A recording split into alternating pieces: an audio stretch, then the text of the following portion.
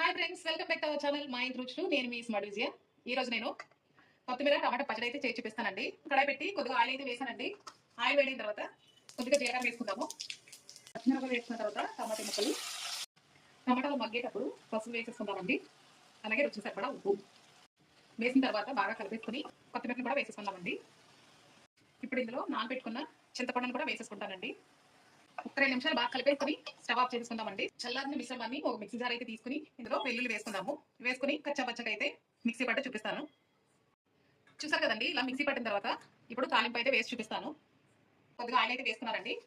ఇప్పుడు ఇందులో కొద్దిగా జీలకర్ర, కొద్దిగా ఆవాలు, 2 ఎండుమిర్చి, అలాగే కొద్దిగా కరివేపాకు, కొద్దిగా పచ్చిశనగపప్పు ఇలా వేగిన తర్వాత ముందుగా మిక్సీ పట్టుకున్న పచ్చడిని ఇందులో వేసేసుకుందామండి. బాగా కలిపి ఒక 2 నిమిషాలు అయితే ఉంచి స్టవ్ ఆఫ్ చేసేసుకుందామండి. బౌల్లోకి అయితే తీసేసుకున్నానండి. Thanks for watching. Bye friends.